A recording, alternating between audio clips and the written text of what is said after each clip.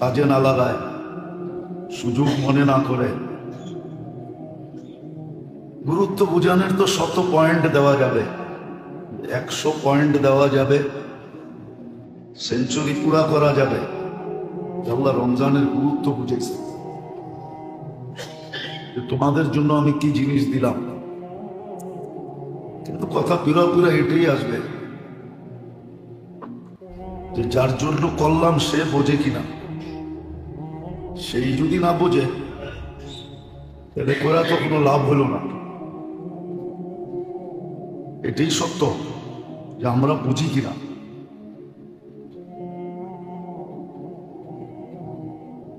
আমরা বুঝি কিনা যে রমজান জিনিসটা কি। শতভাবে সান্ত্বনা দিলেন। যদি কোরআনে দেখি কুতিবা আলাইকুমুস সিয়াম কামা কুতিবা লাযীনা মিন ক্বাবলিকুম, প্রথম সান্ত্বনা দিয়েছেন যে তোমাদের উপরে একা না, তোমাদের উপরে চাপায় দিলেন। তোমাদের পূর্বের লোকদের উপরও ছিল। প্রচলিত জিনিসই তোমাদের সামনে রাখছি, অপ্রচলিত জিনিস না। প্রথম তো সান্ত্বনা দিলেন। কেন দিলেন এটাও বলে দিলেন। শারীরিকভাবে, আধ্যাত্মিকভাবে, শারীরিকভাবেও রমজান একটা মানুষের জন্য প্রযোজ্য ছিল, দরকার ছিল। এটা এখনকার বিজ্ঞানও বলে, যার কারণে ডায়েট কন্ট্রোল ওইখান থেকেই আসছে। ডায়েট কন্ট্রোল যে বলে এটা এইখান থেকেই আসছে। শরীরের জন্য যে এটা প্রযোজ্য, দেহের জন্য যে এটা দরকার, শারীরিক দিক দিয়া, এটা বিজ্ঞান এখন অক্ষরে অক্ষরে স্বীকার করতেছে। স্বীকার যদি না করতো তাহলে মানতাম, কিন্তু বিজ্ঞান এখন স্বীকার করতেছে যে শারীরিক ভাবেও রোজার দরকার, নাইলে ডায়েট কন্ট্রোল কেন হবে। তো এটা আল্লাহর মেহেরবানি যে আল্লাহ শারীরিক ভাবে সুস্থতা দেওয়ার জন্য, যদিও বিজ্ঞান এটার নাম দিছে ডায়েট কন্ট্রোল, যদিও বিজ্ঞান এটার নাম দিছে অটোফেজি, আর শরীয়ত নাম দিছে রোজা, রমজান, শরীরের জন্য দরকার ছিল। এই জন্য বিজ্ঞান এটার স্বীকৃতি দেয়। যদিও শরীয়ত বলছিল সপ্তাহে 2টা রোজা রাখো, পারি না আমরা। বলছিল মাসে 3টা রাখো, তাও পারি না। তো বলছে বৎসরে 1 মাস রাখো, শরীরের জন্য লাভবান। আর এটাকে পরীক্ষা নিরীক্ষা করা বিজ্ঞান, যখন আমরা বিজ্ঞানকে কোরআনের চেয়ে হাদিসের চেয়ে বেশি মানি। সমাজ এখন বিজ্ঞানকে মানে, সমাজ এখন সায়েন্সকে মানে। সায়েন্সও প্রমাণ করতেছে যে রোজা শরীরের জন্য দরকার, এটা শারীরিকভাবে। যার কারণে চিকিৎসা বিজ্ঞান এখন শুরু করতেছে ডায়েট কন্ট্রোল, আর এটার খুব প্রচার চলতেছে, প্রসার চলতেছে। অথচ 1400 বছর আগের থেকে দিক নির্দেশনা ছিল সপ্তাহে 2টা রোজা রাখো, 5 দিন খুব খাও, 2 দিন খাও না, মাসে 3টা রাখো, 13, 14, 15, অথবা 15, 16, 17, বেজোর সময় 3টা রাখো। এটা যদি না পারো তাহলে বৎসরে 1 মাস রাখো, শরীরের জন্য উপকারী। কেননা ময়লা শুধু উপরে জমা হয় না, ভিতরেও জমা হয়। সারাদিন যে ফিসলা ফুসলা খান, এটা শরীরের ভিতরেও জমা হয়। যা পাই তাই মারতে থাকি, তাই খাইতে থাকি, এটা শরীরের ভিতরেও যা জমা হয়। এটাকে ক্লিন করার জন্য দরকার আছে। তো শারীরিক ভাবে রোজা যেরকম উপকারী, আধ্যাত্মিক ভাবে রোজা আরো উপকারী।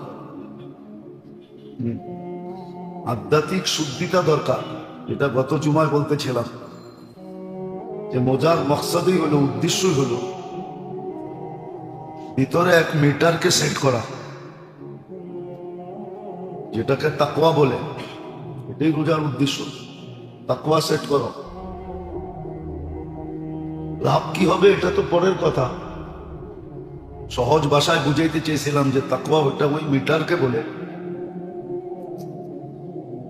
যে গুনাহ করার আগেই সিগন্যাল দেয় যে পাও কিন্তু গুনার দিকে যেতেছে, হাত কিন্তু গুনার দিকে বাড়তেছে, চক্ষু কিন্তু গুনার দিকে উঠতেছে, কান কিন্তু গুনার জিনিস শুনতে চাইতেছে,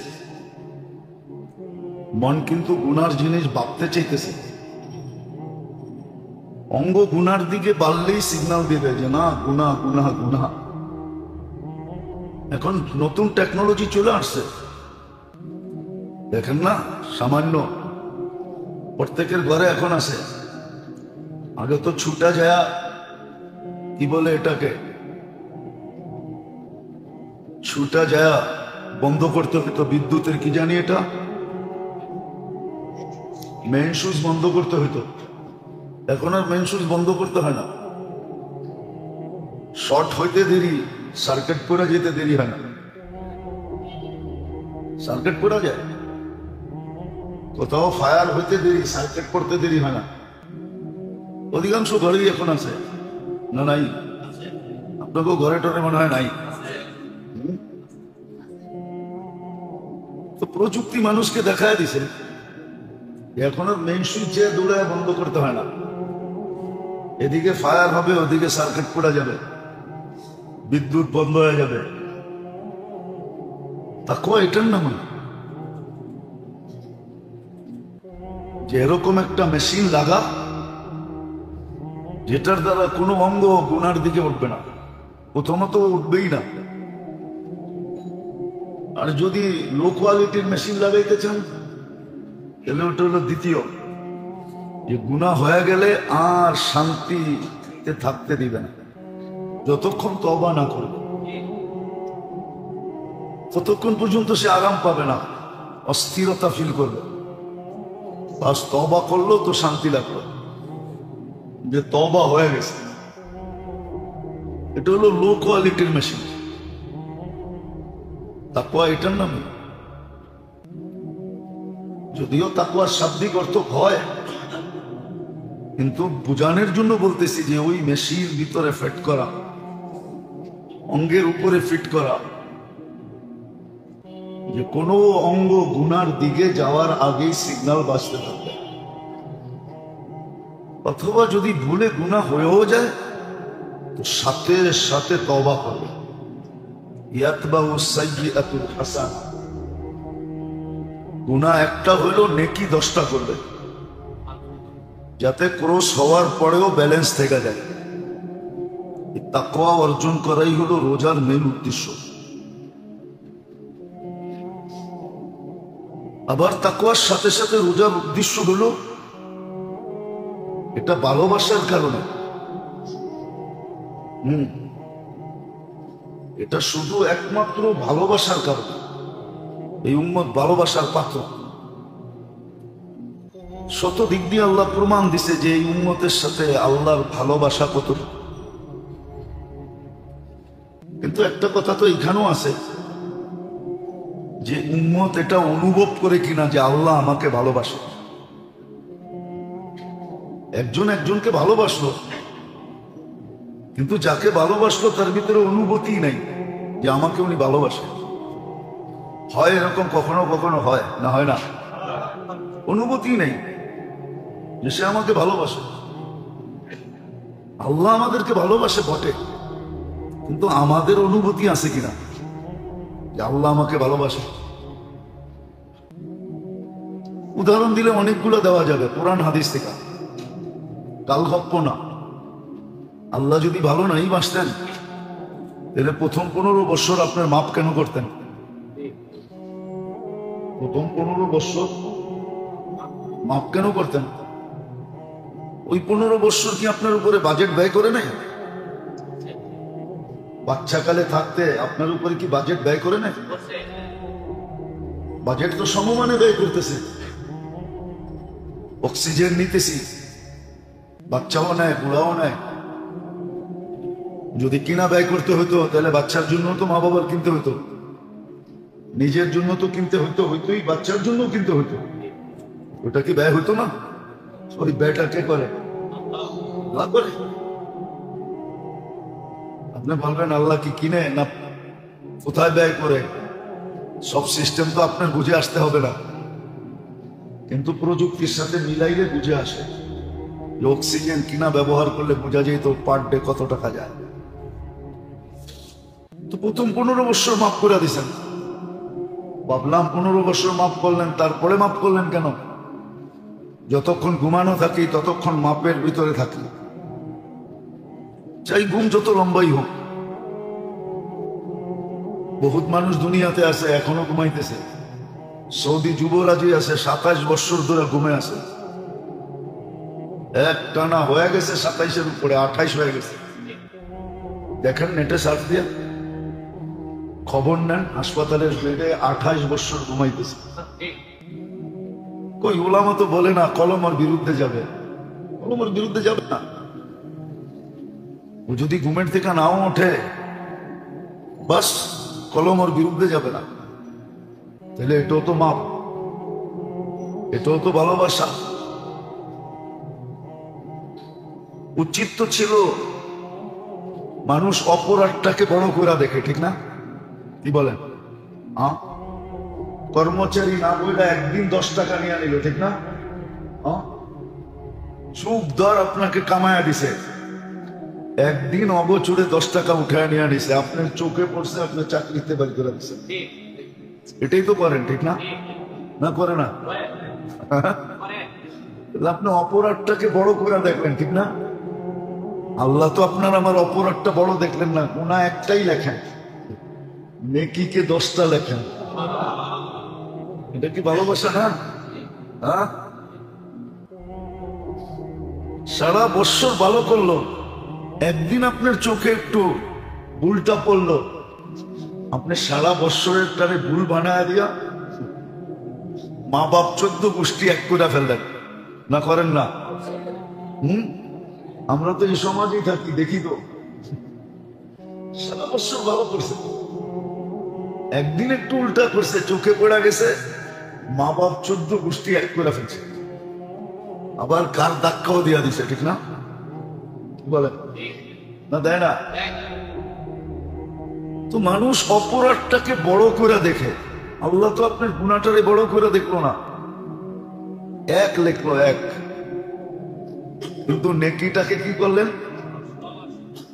দূর মিয়া 10 কর্তিকা, 10 হইল তো মনকে বুঝাইতাম, 10 যদি হইতো তো কোরআনে 100 কথা কর্তিকা আসলো।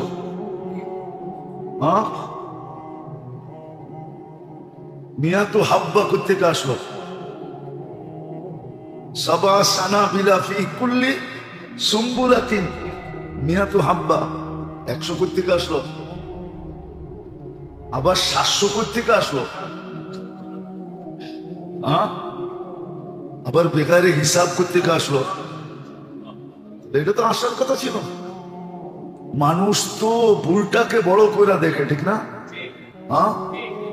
কি বলে? সারা সময় ঠিক মতো আইলো, একদিন একটু 2 মিনিট দেরি হইলো, আপনি ওটারে বড় করে দেখলেন। আমরা তো মাঝে মাঝে দেখি, বললে তো আবার কমিটি ওলা চেতে যাবে, এই কমিটি না, বাংলাদেশের মসজিদের কমিটি দেখি তো 2 মিনিট ইমাম সাহেবের দেরি হয়েছে, বাস তোলাই শুরু। কিন্তু আল্লাহ তো গুনাহটাকে বড় করে দেখলো না, এটা কি ভালোবাসা না? নেকিটাকে বড় করে দেখলো, নেকিটাকে তো ভালোবাসলো বিদায়, গুলো সব ভালোবাসার প্রমাণ। আরো দেখানো যায়, দেখাইতে গেলে জীবন শেষ হয়ে যাবে, দেখানো শেষ হবে না। তবে এক জায়গায় দেখলে আপনি সবগুলা পাওয়া যাবে। আল্লাহ এক জায়গায় আল্লাহ রসুলের মাধ্যমে জানাইছেন যে বাবা-মার মমতা সন্তানের জন্য সারা দুনিয়ার গুলোও যদি এক করো তো যতটুক না হবে আমি বন্দাকে এর চেয়েও 70 গুণ বেশি ভালোবাসি। আবার মেসাল দিয়া বুঝাইছেন, মুসলিম শরীফে মেসাল আছে, হাদিস আছে। উট হারায় গেছে, যার উপরে সবকিছু ছিল মরুভূমিতে, পানি ছিল, খাওয়া ছিল, সব প্রয়োজনীয় জিনিস উটের ভিতরে বাঁধা ছিল। উট হারায় গেছে, নৈরাশ হয়ে ঘুমায় গেছে, যে মৃত্যু অনিবার্য, খামাকার লড়াচড়া করে লাভ নাই, আমি এনে ঘুমায় থাকি, মৌত যেন এসে আমাকে সঠিক জায়গায় পাওয়া যায়। ঘুমের দিকে উঠা দেখে উট মাথার কাছে দাঁড়ানো, তো পুরো সার্কিটই উল্টে গেছে খুশির ঠেলায়। সার্কিট, সার্কিট বোঝেন তো? না মানে এটাও বোঝেন না। দেখেন না, পাঙ্খা বাতাস নিচে লাগতেছে, সার্কিট ঠিক আছে, এটা ঘুরায় দেন, বাতাস উঠতে চলে যাবে, আপনি নিচে বসে খালি তাকাইতে থাকবেন। ওই ব্যক্তিরও সার্কিট উল্টে গেছে, আল্লাহকে বলতেছে, আল্লাহ আপনি আমার বান্দা, আমি আপনার রব। মুসলিম শরীফে আছে, আনতা আবদি ওয়া আনা রব্বুক। পুরো উল্টে গেছে সার্কিট খুশির ঠেলায়। আল্লাহ বলতেছে, লাল্লাহু আফরাহু, আমি এর চেয়ে বেশি খুশি হই বুলা বন্দা যদি আমার কাছে আইসা তওবা করে। একবারে মুসলিম শরীফে শুরু দিয়ে আছে, সব ভালোবাসার প্রমাণ, কিন্তু ভালোবাসার প্রমাণ। কিন্তু ওই যে একটু আগে বললাম, যাকে ভালোবাসি তারও তো অনুভূতি থাকতে হবে যে আমাকে ভালোবাসে। কি বলেন? তার যদি অনুভূতি না থাকে যে আমাকে ভালোবাসে, তাইলে ভালোবাসা তো কি নাই, পয়সাও লাভ নাই, প্রকাশ করেও লাভ নাই, কেন ওর ভিতরে তো অনুভূতি নাই, ঠিক না? কি বলেন? অনুভূতি যদি থাকতো তাহলে তো এটাই সত্য হইতো। আবার কথা অন্যদিকে চলে যেতেছে, বুঝানোর জন্য বলতেছে, তাহলে তো আল্লাহ রসুলের কথাই সত্য হইতো। একটা স্বামী স্ত্রীর ভরণ পোষণ, ঘর বাড়ি, সুখ শান্তি, অসুখ বিসুখ, সব কিছু বেয়ার করে কে? স্বামী, ঠিক না? এটা করতে যায় বিবি বাল বাচ্চা, এটার জন্যই তো করে একটা পুরুষ, ঠিক না? সত্য তো? বাহিরে কত অপমান সহ্য করে। যারা এখানে চাকরিজীবী আছে, বিশেষ করে প্রাইভেট, সরকারি না, যারা এখানে প্রাইভেট চাকরি করে, এরা ডেলি সারা মাস সারা বছর কত অপমানই না সহ্য করে। মাঝে মাঝে আমরা দেখি তো, মাঝে মাঝে আমরা দেখি যে কত অপমান সহ্য করে, ঠিক না? কার জন্য? পরিবারের জন্যই তো, ঠিক না? এই জন্যই তো আল্লাহ রসুলকে মেয়ে জিজ্ঞাসা করছে, বিয়ে হইতে চলছে, স্বামীর হক তো জানি না, তো বলছে, বেটি তুই সবকিছু যে বহন করবে, আর সমস্ত গায়ে যদি ফোড়াও হয়, আর সব জায়গার থেকে ফাইটা যদি পুজো বাইরে হইতে থাকে, আর তুই যদি জিব্বা দিয়া চাইটাও পরিষ্কার করিস, তারপরে স্বামীর হক আদায় হবে। আরেকটা হাদিস যদি বুঝি তাইলে হয়তো কাজে লাগতে পারে। আল্লাহ রসুল বলছে, লাউ আমারতু আহাদান আন ইয়াসজুদা লিআহাদিন লা আমারতু নিসা আন ইয়াসজুদনা লিআজওয়াজিহিন্না। আল্লাহ ব্যতীত কাউকে যদি সেজদা করার হুকুম হতো, তাহলে মেয়েদেরকে হুকুম হতো যে স্বামীর পায়ে সেজদা করো। বলেন, তার তুলনায় আমাদের পরিবারের লোকজন, পরিবারের কর্তার মূল্যায়ন কতটুকু করে? কি করে না কেন? সে বোঝে না, সেটা অনুভবই করে না। সে কি অনুভব করে না? আল্লাহ যে আমাদেরকে ভালোবাসে, আমরা এটা অনুভব করি না, আমরা এটা, অথচ কতগুলা তো দেখাইলাম, একটা দেখাইলেই তো হইতো, কিন্তু আমি তো 2-4-10টা দেখাই দিলাম যে আল্লাহ কতটুকু ভালোবাসে।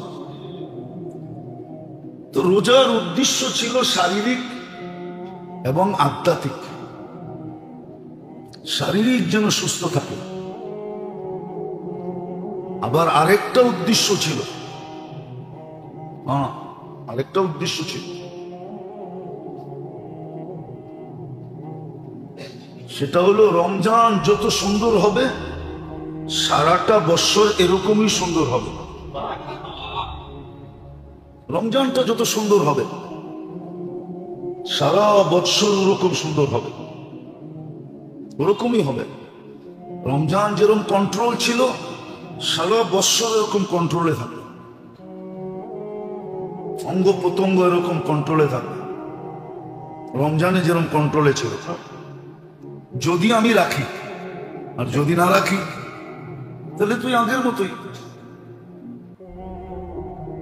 তো রমজান বড় গুরুত্বময় মাস। যেটা বুঝাইতেছিলাম যে ভালোবাসার কারণেই প্যাকেজটা কিন্তু শর্ট, প্যাকেজটা সারা জীবনের জন্য একটা শর্ট প্যাকেজ ধরায় দেবে, যেটা করলেই সারা জীবনের জন্য হয়ে যাবে, সারা জীবনের জন্য হয়ে যাবে। কিন্তু আবারও এখানে ওই কথাই, মূল্যায়ন করলে তো হবে, না করলে হবে কোত্থেকার? আমাদের কর্ম, আমাদের সবকিছু এটাই বোঝায় যে আপনি যতই দিতে চান আমরা নিতে চাই না, আপনি যতই দিতে চান আমরা নিতে চাই না। আমরা তো যেটুক পাইছি ওটুকুলেই খুশি, দুনিয়া নিয়েই আমরা খুশি, দুনিয়া নিয়েই আমরা ব্যস্ত। নাহলে সত্য কথা এটা, সত্য কথা এটা যে মোমেন মুসলমান উম্মতে মুহাম্মদী রমজানে কাজ করবে, রমজানে কাজ করবে, রমজানে কাজ করবে। এটা আসলে যুক্তিতে আসে না, যুক্তিতে আসে না যে রমজানে সে কাজ করবে, এটা যুক্তিতে আসে না। আপনি কোন যুক্তি দিয়া তর্ক দিয়া বুঝাইতে পারবেন না সে রমজানে কাজ করবে কেন। একটা মাস তো আল্লাহ নিজের জন্য চায়া নিয়েছিলেন, নাহলে কেন বলতেন না সৌমলি? সৌম বলতে এটা বুঝেছে রমজানটা আমার জন্য, বদলাটা আমি নিজে স্বয়ং দিব, আমি স্বয়ং দিব। লেখাইতে গেলে তোমাদের কাছে সংখ্যা নাই, আবার হইতে গেলে হইতে এটাও পারে যে লেখাইতে যদি যাই তো তোমরা এত কাগজ পাবে কোথায়? এত কাগজও নাই, দ্বিতীয় এত সংখ্যাও নাই। রমজান মাসটা নিজের জন্য নিছিলাম যে 11 মাস আমি তোমাকে ফ্রি সার্ভিস দিছি। আমি তো দেখাইলাম 11 মাস ফ্রি সার্ভিস না। আপনি কি অক্সিজেন কিনেন? আপনি কি ডেলি কিডনি ডায়ালিসিসের বিল দেন? কিডনি তো ডেলি 37 বার ডায়ালিসিস হয়। আপনি কি পার শ্বাসে বিল দেন? আপনি কি খাওয়া স্বাদ টেস্ট করার বিল দেন, না গ্রান টেস্ট করার বিল দেন? না এক একটা অঙ্গ প্রত্যঙ্গ যে চলে চলমান, যেটাকে ব্যয় করে আপনি কামান, আপনার অস্তিত্ব আছে যেখানে আপনার কামাই আছে। অস্তিত্ব না থাকলে আপনার সুস্থতা আছে তো কামাই আছে। সুস্থতা যদি না থাকতো, আপনার ব্রেন আছে যেখানে কামাই আছে। আপনার যদি ব্রেন না থাকতো, জানতো না মাঝে মাঝে যাইবেন কাজে দিবে, জানতো না যাইবেন কক্সবাজার, ঠিক না? জুতা দেখার লেগা, ঠিক না? জুতা বোঝেন? ওখানে যে বুড়াও জুতা দেখায়, মনে হয় বোঝেন না। সারা বাংলাদেশ যায় তো, রং বিরঙ্গের যায় না। শরীরটা না বুড়া হয়েছে, মনটা তো বুড়া হয় নাই, তো বুড়াও বারবার তাকায়, ঠিক না? তো দেখলে বুড়ারে জুতাটা লম্বা করে দেখায় আর খাটা, সে কোনো ভালো আস নাই, ঠিক না? রাগ হয়েছে না? সারা বছর আপনাকে ফ্রি সার্ভিস দিল, ঠিক না? কে দিল? হ্যাঁ, যদি এই শরীরটা চালাইতে হইতো প্রযুক্তি দিয়া, প্রযুক্তি প্রযুক্তি, বিজ্ঞান বিজ্ঞান বিজ্ঞান, টেকনোলজি টেকনোলজি বলতে বলতে গলা শুকায় দেয়। যদি এটা চালাইতে হতো তাইলে বসতেন কত দানে কত চাল। আল্লাহ বলে সারা বছর তোকে আমি ফ্রি সার্ভিস দিই, একটা মাসই তো তোর কাছে ছিলাম, তুই 1 মাসে কাম করস কি দিয়া? কি করা? কাজ করার জন্য এনার্জি দিছে কি আপনাকে? সুস্থতাকে দিছে? সবকিছু কে বেয়ার করতেছে? একটা মাসই তো চেয়েছিলেন আপনার কাছে, আমার কাছে। এই যুক্তিতে তো মনে হয় যে না, রমজান মাসে মুসলমানের কাজ করা উচিত না। সে তো 1 তারিখে রোজার চাঁদ উঠার আগেই দোকানে তালা দিবে, ফ্যাক্টরিতে তালা দিবে, সারা দুনিয়াকে জানায় দিবে এই মাস আমাদের না, এই মাস আমার ব্যবহারের না। এটা যিনি আমাকে অস্তিত্ব দিছে উনি নিয়ে নিছে একটা মাস, আমি একটা মাস ওনাকে দিয়ে দিব। যুক্তি এটা বলে, তর্ক এটা বলে। যদি আপনার কাছে বিবেক থাকে তো আপনি আমার কথা বোঝেন, আর যদি না থাকে তো বুঝবেন না, তাহলে আপনার বুঝে আসবে না। বিবেক শূন্য হইলে, বুদ্ধি শূন্য হইলে, উল্টা বিদ্যা হইলে, বিদ্যা যদি সঠিক না হয় তো আপনার বুঝে আসবে না। উচিত ছিল 1 মাস। আর যদি কাম করেও তাহলে ওই ওরকম যেরকম বলছিলাম যে নিত্য প্রয়োজনীয় জিনিস বিক্রি করে কিন্তু জান্নাত কামানোর জন্য করে, যে দামে কিনা ওই দামে বিক্রি। তাহলে আপনার একটা কথা যুক্তি দিয়ে বোঝেন, 1 ডোব পানি দিয়ে জান্নাত কিনা দেয়। এক ডোব কতটি? অল্প কতটুকু? আমারটা বুঝেন, সহজে বুঝবেন, নাহলে খালি অল্প এতটুকু অতটুকু করতে থাকবেন। মুখে যতটুকু পানি ধরে এটার নাম হলো 1 ডোব। এতটুকু পানি দিয়ে জান্নাত কিনা যায়। তাহলে তো এই মহল্লার বিত্তশালী আলারা, বাড়ি আলারা বাড়াটিয়াদেরকে বুক দিত, বলতো খবরদার আমার বাড়িতে থাকতে হলে 1 মাস ইফতারি পাকানো যাবে না। আরে কেন? বলবে 11 মাস ভাড়া নিছি, 1 মাস আমি ইফতারির প্যাকেট পাঠাবো, এটা খাবি। কেননা আমার জাহান্নাম থেকে মুক্ত হওয়া দরকার, জান্নাত নেওয়া দরকার। কোন বাড়িওয়ালা বাড়াটিয়ারা ইফতারি পাকাইতে দিত না। মহল্লার ধনী গরিবদেরকে ইফতারি কিনতেই দিত না। কেননা 1 ঢোক পানি দিয়ে যদি জান্নাত নেওয়া যায়, এই সুযোগকে ছাড়ে। চুক্তি দিয়ে বোঝেন আমারটা। বলেন কোন বাড়িওয়ালা বাড়াটিয়া করে বুক করছে? কোন মহল্লার? সিন্ডিকেট তো এখানে হইতো। মহল্লায় 10 জন টাকাওয়ালা আছে, 10 জন মিলে সিন্ডিকেট হইতো। হয়তো একজন বলতো পুরা মহল্লা আমার বুক, আইসা বলতো ভাই পায়ে ধরি, চল আমরা 10 জন মিলা করি। সিন্ডিকেট তো বাজারে হইতো না। এখন সিন্ডিকেট কোথায়? তেল আজকে 1 মাস ধরে পাওয়া যায় না। 10 দিন বসা থেকে তেল কিনছি। আমি আমারটা বলতেছি, 10 দিন বসা থেকে। 15 দিন আগে মেসেজ করছি তেল লাগবে, অপেক্ষা করেন অপেক্ষা করেন অপেক্ষা করেন। 10 দিন পরে তেল পাঠাইছে। Short short short. কি একদিন ফোন করছে, তীর্থ দিতে পারবো না, আরেকটা ব্র্যান্ড আছে, এটা নিবেন। বাজারে তো সিন্ডিকেট হইতো না, সিন্ডিকেট তো হইতো মহল্লায়, সিন্ডিকেট তো হইতো ইউনিয়নে। ইউনিয়নের দলীরা বলতো পুরা ইউনিয়ন বুক, আমরা 20 জন মিললাম, 20 জন মিলে ইফতারি পাঠাবো প্রত্যেকের বাড়িতে। জান্নাত লওয়া দরকার, জাহান্নাম থেকে বাঁচা দরকার। আমার কথাটা যদি অযৌক্তিক হয় তো আপনারা বলেন অযৌক্তিক? কোনো যুক্তি নাই। আল্লাহ তো এই সুযোগ দিল। 1 খেজুর যে কিনতে পারে, একটা খেজুর, তার জন্য সুযোগ ছিল 2 ভাগ করে 1 ভাগ আরেকজনকে দিতেন, আরেকটা অর্ধেক নিজে খেতেন। আল্লাহ রাসূল তো বলতেছে ইত্তাকিন নার ওয়ালাউ বিশাক্কি তামরাতিন, জাহান্নাম থেকে বাঁচার সুযোগ আসছে যদিও একটা খেজুরের ফালি দিয়া, টুকরা দিয়া। তুমি বাঁচতে চাও, বাঁচতে পারবে। সিন্ডিকেট তো এখানে হওয়া দরকার ছিল। মুসলিম দেশে সিন্ডিকেট, বাজারে নিত্য প্রয়োজনীয় জিনিসে। কালকে আমাদের দিন আল্লাহকে মুখ দেখাবে কি করে? মরার পরে কোন যুক্তি দিবে বলুক আমাকে? যাদের জন্য টাকা কামায় গেছে ওরা কি ওর সঙ্গে যাবে নাকি? না পক্ষ হয়ে সাফাই গাবে? বলেন কোন যুক্তিতে ও দ্রব্যমূল্য বাড়ায় সিন্ডিকেট করে? কালকে কি চেহারা দেখাবে? কালকে কি চেহারা দেখাবে? অথচ গত জুমায় বলছিলাম গরিব দেশ, আমি 6 বার গেছি, যেই দামে কিনি ওই দামে বেচি। আমি বললাম কেন? তোকে মুফতি সার্টিফিকেট কে দিছে আগে এটা বল।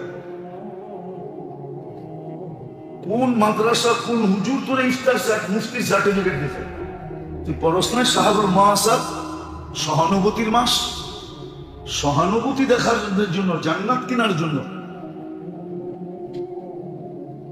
এই রোজার দিন কর্মচারীকে যে খাটানো খাটায়, কি আরো উল্টা বলে, কি বলে? সারা বছর তো মাক্ষী মাস, একটা মাসে তো বেচা কিনি। জান ইসলামপুরে চেতলে কি আসা যায় আমার? এত চেতা যাবে ইসলামপুর শোনা, কিছু আসা যায় না আমার। এটা করে খাইতে হইব এরকম কোনো জরুরি না, খাওয়ার রাস্তা অনেক আছে। যে বানাইছে ও খাওয়ার ব্যবস্থা করেই বানাইছে, নাহলে বানাইতে না। সারা বছর তো মাক্ষী মারছস, একটা মাসে তো কাম। অথচ যদি রমজানে 2 ঘন্টা শ্রম কমায় দিত, জান্নাত মিলত।